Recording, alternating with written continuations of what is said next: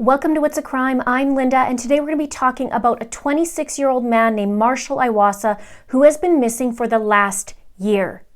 He's Canadian and we all need your help. He was last seen by his mom on Sunday, November 17th, 2019 in a town named Lethbridge, Alberta, Canada, with a population of around 100,000 people.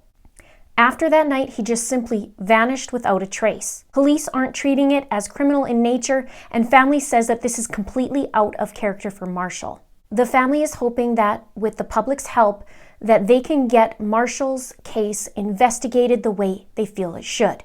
But before I get into it, if you'd like to be part of the It's a Crime community, please click that subscribe button below, hit that notification bell to all. Make sure you're getting those notifications for when I upload, also with community posts and when I go live.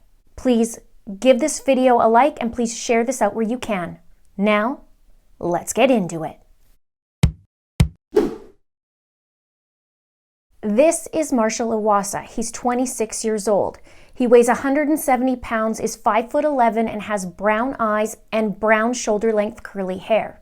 He usually has it tied back or in a man bun and also likes to wear a toque. He was last seen also wearing a mustache. He was wearing a green hoodie, a gray toque, red high-top shoes, and black pants. And he's described as a very likable guy, quiet but fun, a good guy all around and a good person. He grew up in Lethbridge where he played high school football and was a member of the Lethbridge Fitness Club. He was well known to the gym community. And Marshal was living in Calgary, Alberta, Canada for the last year and a half up until his disappearance. Calgary is just 2 hours north of Lethbridge. He had been attending college the previous year in Calgary at the Southern Alberta Institute of Technology, also called SAIT.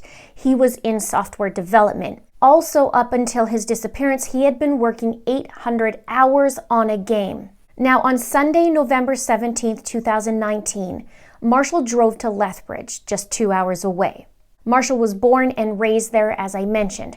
He stopped to see his mom that evening, had a visit, and around 11 p.m., he left her house. He then planned on going to a storage unit that he rented with his sister Paige. Now, reports say that the storage unit was located on the north side industrial area of Lethbridge between Sharing and Churchill Industrial Park. When I look at Google Maps, there is a storage unit business that would coincide with the description. Something of interest and just something that I've noted, it is just north of a Walmart. Seems to be that there's always a Walmart in these stories. And a closer look, you can see just how quiet an area it would be on that street. Now, Marshal drove a dark blue 2009 GMC Sierra with the license plate BLL1099. And reports say that it is about 15 to 20 minutes of a drive away from Marshal's mom's house. Now, that would put him around the 11:15 to 11:20 p.m. mark when he arrived at the storage unit. When Marshal got there, however, it was closed and locked. The storage unit was closed until 6 a.m. the next morning. Now, to get into that property, you need a key code, which Marshal did try but was unsuccessful. It wouldn't open since it was closed for the night. And there were several attempts of the key code to get in. The code was tried a few more times throughout the night, and then by 6 a.m. when it opened, we believe that Marshal gets into the unit. He stays there for about 2.5 hours at the storage unit and then leaves at around 8:24 a.m. according to that key code. And this is the last hint of the actual whereabouts of Marshal. And unfortunately, the surveillance of that storage unit only saves footage for 7 days. So there isn't video of Marshal that night or of that early morning. His family says that Marshal was looking for something that had to do with his computer in the storage unit. He needed to send a part away for his computer because it was broken. And already I have a few questions. Was Marshal planning a quick trip to the storage unit that night and then turn around and head back to Calgary? And that would put him at around 1:30 in the morning by the time he got back there. Did he have plans to go somewhere else? Why did he stay 2.5 hours at that storage unit? Was it hard for him to find that piece that he was looking for? Was it that he was tired from waiting all night, maybe not getting enough sleep, and he had a quick nap in there? Also, I'd be curious if he actually contacted anyone that night, or if he saw somebody or was hanging out with somebody. And finally, if he was at that storage unit all night, did he eat or grab something for breakfast around that area? I know at that Walmart there is a McDonald's and there is a Tim Hortons. Many Americans are going to say, what the heck is Tim Hortons? And it's very much like McDonald's, only they have Tim Hortons coffee and donuts and people go crazy.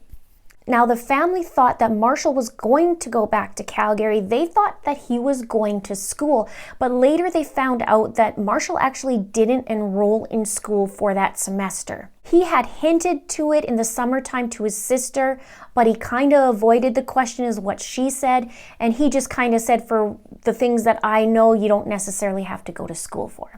So I found that interesting. Now, SAIT, the school, never provided any information about Marshal to the family, even though Paige, Marshal's sister, was listed as the emergency contact. Then on Saturday, November 23rd, 2019, just 5 days later, Marshal's GMC Sierra truck was found by hikers on a Forest Service road, completely burned, torched, and it was found around 14 hours away in a different province, in a place just north of Pemberton, British Columbia, Canada, and no signs of Marshal. One of the hikers that found his truck says, at the trailhead, we came across a pickup truck that had been completely torched, but it looked like it had been torched, extremely aggressively. He says, the glass was melted and the wheels had been blown off like it was completely destroyed. The truck has never been protected as a crime scene and is still there from my understanding. Something to note, Marshal's truck was actually paid 2 months prior in September in full, and he didn't have fire insurance on the truck. Now, there were items strewn all over the outside of the truck, and I'll get to that more in a moment. The hiker who found the truck also went on to say it looked as if someone was trying to dispose of evidence. He said, but then again, it didn't really make a lot of sense because you think, okay, if you're trying to get rid of evidence, why wouldn't you just burn it all in the truck rather than cast it all around the area? Now, police called it suspicious but didn't rule it as criminal. And I know in May of this year, they did a search with cadaver dogs and helicopters, and there were no signs of Marshal. And also in the summertime, Paige and her family went out to this location as well to look for any evidence of Marshal and also to take a look at this truck. And also in June, private investigators found that the truck was ruled as arson, and they ruled out any mechanical or electrical failure. So let's go back to where the truck was found and talk about the route to get there. There are 3 possible routes to go from Lethbridge to Pemberton, 2 through Canada and 1 through the United States. If Marshal went back to Calgary and he was the one driving, then it would make sense to go on that upper way on the map.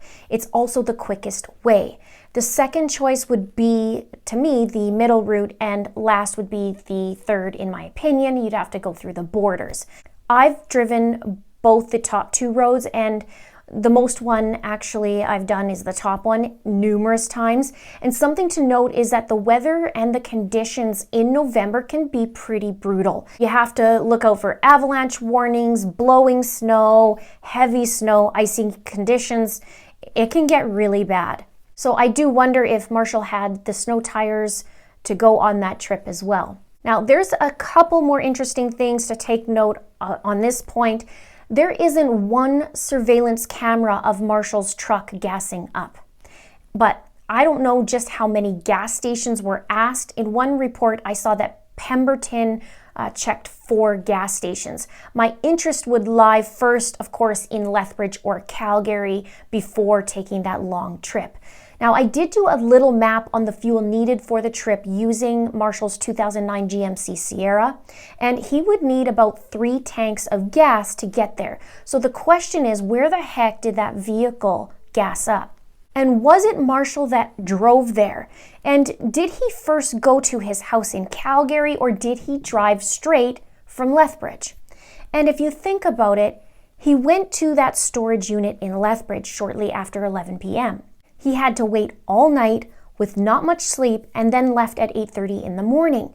If he drove to Pemberton and north of Pemberton, he's looking at a very, very long trip ahead of him. Not to mention how many pit stops he would need.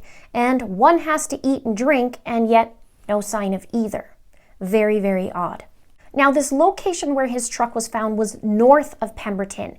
It's in the mountains, and it was found at the end of a service road, a dead end, near a place called Bryan-Waddington Hut Approach Trail, which is about 18 to 20 kilometers from the main road, and for Americans, that's 11 miles in and around there, and 13 kilometers of it is on a gravel road, or 8 miles, and then there's another 5 to 6 kilometers, around 3 miles, is up a logging road that requires four-wheel drive. Now, directions to get to that location is not accessible by Google Maps or GPS, and the family does not believe that Marshal knew of this location beforehand. There was a construction worker working in the area months after that Marshal disappeared, and he wondered how the heck Marshal got there, or how he knew to go to this remote location. How would somebody from Alberta know where this trail was? And it grown in like that to drive it way up here. Like it was bad before. Why would you torch it? Exactly. Take stuff out and torch the whole Throw it all over the place. Yeah. That's what I heard. That's what the cops told me. The stuff was all strewn around. How did he know how to get up if he didn't? I don't think he can. He's from Lethbridge. That's what we're trying to figure out. He didn't know how to get here. So somebody brought his truck. So he's not here. Now, at the scene of the truck were items belonging to Marshal and items that have been identified as not belonging to Marshal, as per the family. There were 3 old cell phones of his that were found, which is not unusual, as his sister said he kept them in the truck. They hadn't been used though, and a smashed old laptop was also there, which hadn't been used in a few years. There was also an Xbox and a PlayStation as well, but his sister said that he had his Xbox and PlayStation still in his basement suite in Calgary. And so the family aren't sure if the ones that were found on scene were his, and the police hadn't confirmed if they were or not. Also found on scene were his passports. One was expired and one was valid. His sister Paige said that he kept those in the glove box, and she saw them in the summertime, that he had them in the glove box, and she actually said, hey, you probably shouldn't keep them in there. Also found were toiletry bags and clothing, and the family said that maybe Marshal had gotten a job, as he has previous work history in oil and gas, construction, working on power lines, those types of jobs. So maybe they thought he went out of town for a job. They also wanted to know if anybody works in that similar field to please ask their supervisor if Marshal had applied or was hired and did not show up.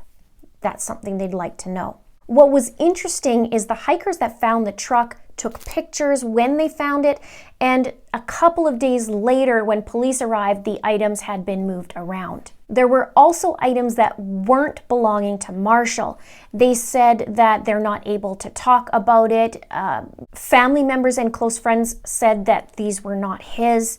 But unfortunately, both the Pemberton RCMP and Lethbridge Police have not investigated the items found at the scene and were not looking into confirming the owner of these items. Now, the question is, well, what was missing besides Marshal? His most recent Samsung Galaxy S6 cell phone was missing, a Mountain Hardwear Scrambler backpack, his state-issued Samsung laptop, and his wallet. And here's something that's very notable and very bizarre. His steering column was missing from his truck. And that's what has me perplexed. The police is coming to the family saying that, well, maybe this was a suicide mission. Maybe something was wrong with Marshal and he wanted to harm himself. But what's odd here is, if it was suicide, why would Marshal go to get a part at a storage unit, send it off, or wanting to send it off, drive over 14 hours away to a place that's unknown or unfamiliar to him, burn his truck that he just paid for 2 months before, and remove the steering column. Also, why would he then take his cell phone, wallet, laptop, and his backpack only to end his life? Furthermore, where's Marshall? And if he did commit suicide, where's his body? As for testing, the police said all evidence is being retained for potential DNA testing. The evidence cannot be DNA tested by the RCMP crime lab unless officers have reasonable grounds to believe a DNA-designated criminal offense has been committed. At this time, no such evidence or grounds exist. And side note too, when it comes back to that steering column, it makes me wonder, did Marshall's truck get stolen? And either something happened to Marshall or he was stranded somewhere and that vehicle was taken to that service road, burned, and then left, and the steering column gone because maybe perhaps there would be some indicators that the truck was actually stolen. I know in my research that GMC Sierras are one of the top vehicles or top 5 in Canada to be stolen. And they talk about how they would take the steering column or crack the steering column. So I wonder if that's something that they would have pulled. Just a thought, I'm not a mechanic. Now, there was a search in May with cadaver dogs and helicopters, and there was no sign of Marshall, like I mentioned. There was also a 4x4 group called Forlow BC that helped in the search with the family, and they are also mechanics. And they were surprised to see some weird items around the truck that didn't appear to belong. They said there were bolt cutters, like scrapper material, like stuff you'd see scrappers, like wire and bolts, strippers, razor knives, and stuff like that. And the family said that he wouldn't have those types of materials in his truck. The group also believes that whoever drove the vehicle to the spot would have been familiar with the site and also comfortable with bumpy back road driving. They said it was driven there quite deliberately. That's how it appeared. You know, that was the very end of that trail. There was literally no further that you could go in that vehicle, so someone took it out there to the absolute end of the path and set it on fire. And so if that vehicle was stolen, then there would have to be another vehicle that would have followed in so that they can get back out. So just very interesting. I will have a link to Forlow BC's video. It was really interesting to watch. You could see the type of terrain, and I think it's something you guys really like. I'll put that in a link below. And when I was doing the research on this case, I saw that many hikers actually go to this area, and even in November, there's a place called Brian Waddington Hut that is a shelter for these hikers, and what they do is they register online and then they go hiking out there. And it's a shelter, my understanding, no beds or anything like that, but I do wonder how many people were there that week that were registered. They also have rock slides out there that happen, and there's avalanche warnings, there's all kinds of things. So there's barriers, and you have to be careful out there. There's also grizzly bears. Now, I do wonder if those people that were there that week were questioned. Did they come across Marshall and talk to him? Was there another vehicle with his? That kind of thing. And the family doesn't believe that Marshall was ever up there, and I'm questioning that as well. The family says he never goes hiking without a buddy. Again, I'm wondering about these people that registered, if they knew him or saw him. But perhaps Marshall did go on a trip. It's just that wasn't his destination, and something happened prior to that. And the biggest thing that gets me is, why burn that truck and then take the steering column? Very weird. When I went back to the potential routes that traveled, one thing that I did think of was, I know there is a well-known school in Kelowna, British Columbia, that is a digital art school. And I know Marshall worked 800 hours on a game, so I thought, oh, maybe he was going there to show some work. He had his laptop, who knows? The tough thing about Marshall's story, though, is until the authorities look at this from a criminal point of view, there won't be information on Marshall's last pings and things like that. Canadian law is very different, or a lot different in many ways, than American, and it's hard to find information as well. Now, the family has a petition going to have this looked at in a criminal manner. And I'm going to put that in the description below if you'd like to sign it. I know that would really, really help the family, and I believe there's about 1,500 or so, maybe 1,000 to go to get that signed. There is also a GoFundMe to pay for private investigators and that kind of thing. I'll also put that in the description below. Now, in a statement from the Lethbridge police, they said that they can assure that this investigation will remain open and ongoing until he is located. They said a thorough and comprehensive investigation has been undertaken, and any and all new evidence or information that comes to light in future will continue to be vigorously pursued. From the onset of the missing person investigation, Iwaasa's disappearance has been considered suspicious. However, as previously stated, there is no credible, corroborated, or compelling evidence to suggest foul play or that the matter is criminal in nature. Police added that they've not shared all information and evidence connected to the case publicly nor with the Iwaasa family in order to protect the integrity of the ongoing investigation. The Lethbridge police is aware of an online petition initiated by the Iwaasa family to have the missing person case reclassified as criminal. However, in order for investigation to be deemed criminal, there must be evidence to support that a crime has occurred. With respect to the Iwaasa investigation, there is no such evidence, and the matter cannot be reclassified at this time. Let's have a chit chat below. What are your thoughts on this? This is something that's very bizarre. And one of the things that I am looking into was there was a number of people found killed in the area within a 6 hour drive, but it was in a similar area. And one of the cases, there was a burned out truck on a 4-service road. So I am taking a look at that. Stay tuned. If you'd like for me to cover more cases or Canadian cases, or you have some ideas that you would like me to cover or start to introduce on the channel, I'm very open to your suggestions. Please subscribe if you haven't done so already. Please like and please share. Thank you so much for watching. See you soon.